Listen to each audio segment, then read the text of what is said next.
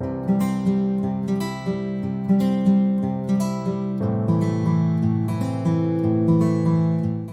turminha do quarto ano, boa tarde. Boa tarde, estamos aqui para mais uma aula, aulas essas de História e Geografia e atividade de reforço. Espero em Deus que vocês estejam com bastante saúde, que eu falo isso sempre, né? Porque saúde é fundamental, principalmente numa época dessa, que Jesus nos abençoe e nos proteja. Hoje, 24 do 11,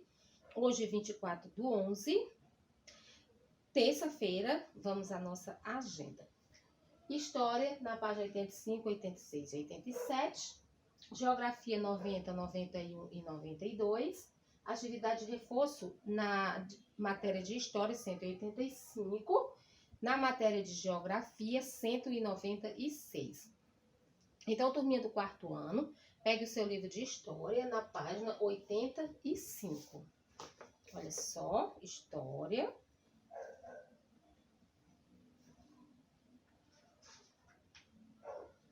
Na página 85.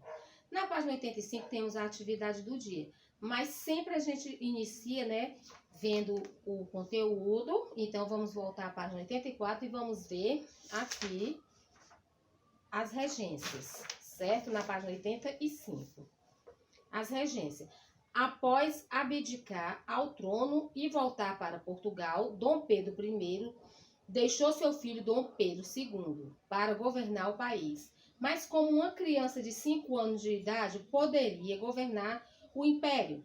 Dessa forma, até que Dom Pedro II atingisse a maior idade, aos 18 anos, o Brasil seria governado por políticos que exerceriam o poder em nome do imperador. Os regentes, esse período entre a abdicação de Dom Pedro I e o início do governo de Dom Pedro II, ficou conhecido como regencial. O país adotou o sistema de regências para administrar temporariamente o Brasil. No período regencial foram organizadas a regência trina provisória, composta por 3 políticos importantes da época. Durou entre os meses de abril e julho de 1831. A regência trina permanente, composta por 3 pessoas influentes da época, durou de 1831 a 1835. A regência una do padre Feijó, que governou sozinho durante o período de 1835 e 1838. A regência una de Araújo Lima, que governou sozinho entre 1838 e 1840. No período regencial ocorreram várias revoltas em diferentes locais do Brasil. Muitas províncias não reconheciam o poder dos regentes. As dificuldades econômicas e a não aceitação do presidente escolhido pelos regentes para governar as províncias foram os fatores que geraram as seguintes revoltas. Vamos à página 84. Seguindo, acompanhe no seu livro. Guerra dos Farrapos ou Farroupilha. Iniciou-se em 1835 na província do Rio Grande do Sul. Terminou em 1845 com um acordo entre os gaúchos e o governo imperial. Cabanagem. Iniciou-se em 1835 no Grão-Pará, atual estado do Pará. O governo reagiu enviando suas tropas. O conflito chegou ao fim em 1840. Aí vamos ver aqui na página 85 a primeira atividade do dia. Relacione os conflitos ocorridos no período regencial com os fatos correspondentes. Olha só. Eu tenho 1, 2, 3 e 4. Deixa eu aumentar um pouco mais esse. 1, 2, 3 e 4. No primeiro, eu tenho GF, Guerra dos Farrapos. GF, Guerra dos Farrapos. No segundo, cabanagem. No terceiro, sabe nada, o S, representando. E no quarto, balaiada, letra B.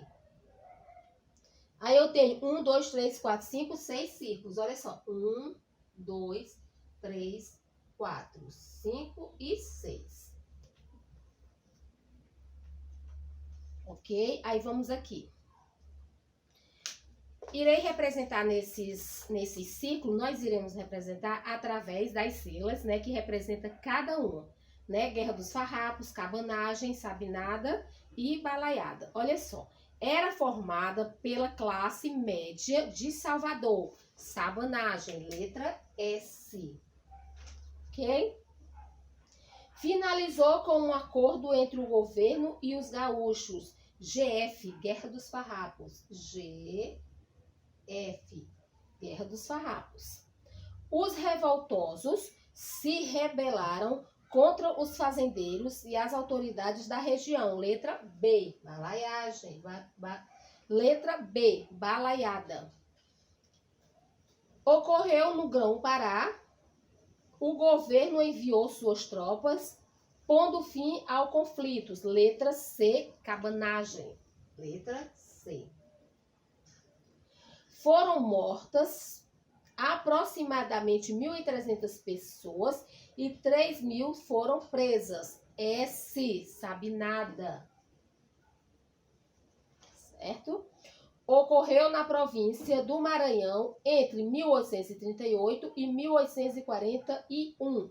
Letra B, balaiada. Letra B, balaiada.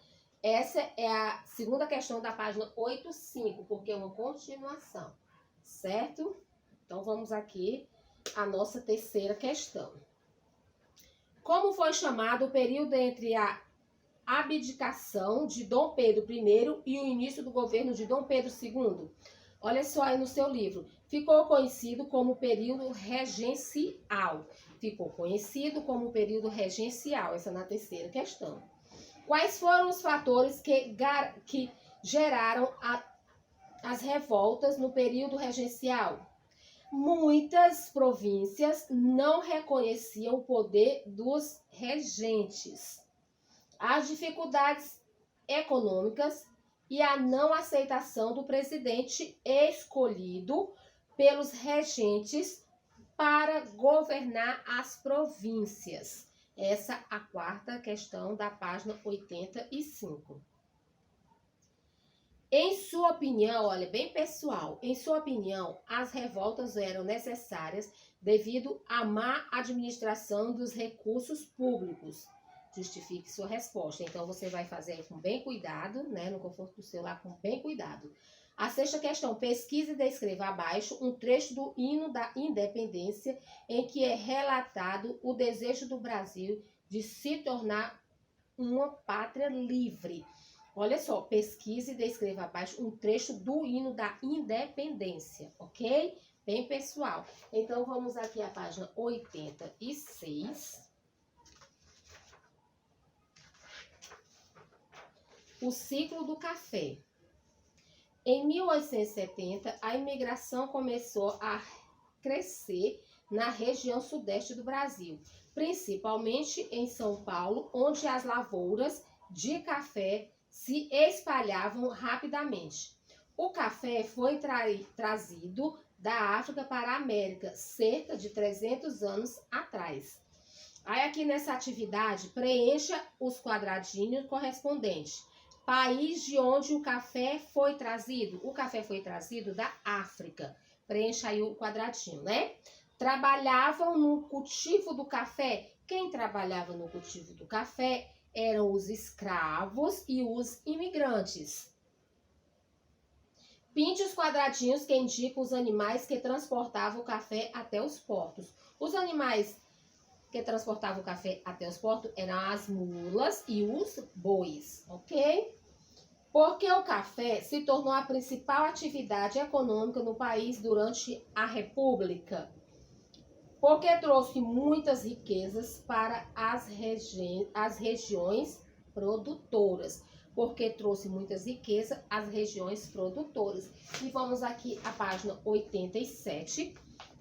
Na página 87, não esqueçam que é leitura. Então, não iremos jamais perder o hábito da leitura. Vamos ler a abolição da escravidão. Leiam, né, para ficar cada vez mais atualizados. Então, turminha do 4º ano, feche o seu livro de história e vamos pegar o nosso livro de geografia na página 90.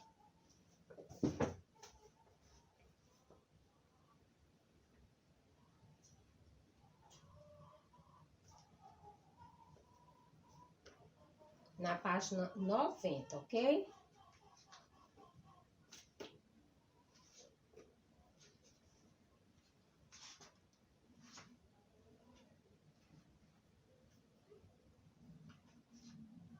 Na página 90, a prestação de serviços. A prestação de serviços corresponde à comercialização de serviços que utilizam trabalho físico ou trabalho intelectual como principal atividade.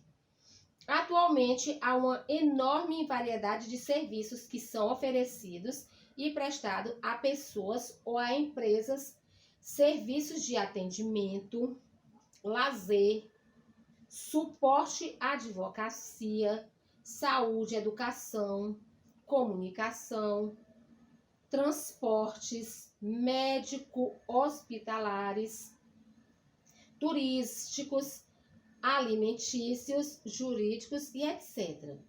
Há estudos que indicam que a prestação de serviço é a atividade econômica que mais gera empregos em nosso país nos dias atuais. É interessante observar que, com grande frequência, são inventados novos serviços a serem prestados. Por isso, esse setor econômico é dinâmico e está em crescimento. Alguns dos maiores desafios da prestação de serviços são as necessidades de os profissionais envolvidos estarem em constante formação e o emprego de novas tecnologias na execução dos serviços. Aí no livro de vocês, na primeira atividade de geografia, pinte uma letra sim e outra não e descubra a palavra que completa a frase abaixo. Então aí é com vocês, é um joguinho de quebra-cabeça, então vocês vão fazer aí no conforto do seu lar, ok? Preenchendo esse espaço.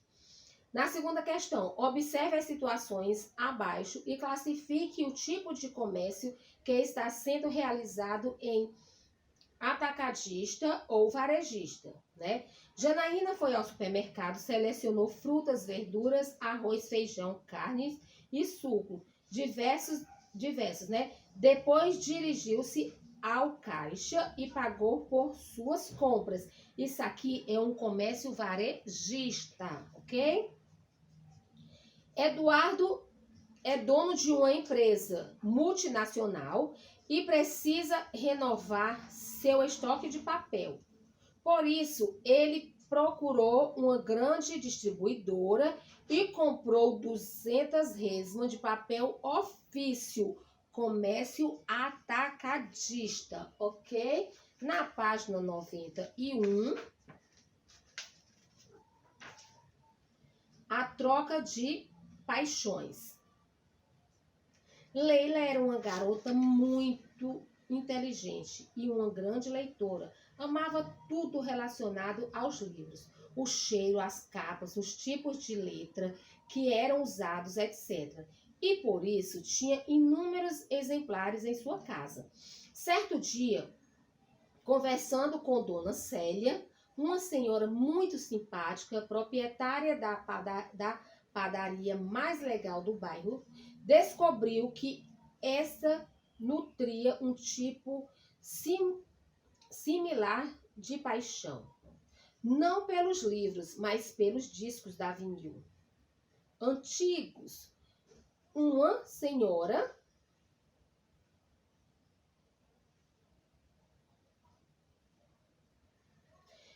essa senhora se interessou pela paixão da outra. E então resolveram negociar, selecionaram alguns livros e discos e realizaram uma troca entre si. Foi assim que Leila descobriu a magia da música. E Dona Célia, Dona Célia teve que providenciar óculos de grau novos, pois se tornou uma leitora apaixonada. Vamos aqui ao exercício. Que tipo de comércio foi realizado entre Leila e Dona Célia, direto ou indireto? Por quê? Olha só, foi realizado comércio direto, elas estavam falando, né, pessoalmente, elas estavam falando uma com a outra, né? Então, direto, baseado na troca direta, porque não houve a utilização da moeda vigente no local, né? Elas negociaram, elas fizeram trocas, ok? Se em vez de trocar os produtos entre si, Leila e Dona Célia resolvessem pagar pelos livros e discos de vinil, o tipo de comércio ainda seria o mesmo? Por quê? Não seria o mesmo, né? Pois passaria a ser um comércio indireto, ou seja, aquele que acontece por meio da troca indireta, na qual se utiliza a moeda vigente no local, ok? Então, aqui na página 90 e na página 91, observe os mapas abaixo e diga se o comércio que está sendo realizado é interno ou externo. Olha só, tá vindo mercadoria, né? Tem mercadoria aqui, então mercado interno, ok? E tá saindo mercadoria do Brasil para os Estados Unidos, então mercadoria externa, certo? Aqui logo abaixo, quando um país compra o produto de outro país, é importação. Quando um país vende produtos para o outro país, é a exportação. Então, turminha, na página 92, segue uma atividade bem pessoal. Todas as respostas são pessoal. Por isso, vamos fechar o nosso livro de geografia. Turminha do 4º ano, um beijão, uma linda tarde. Tchau, tchau.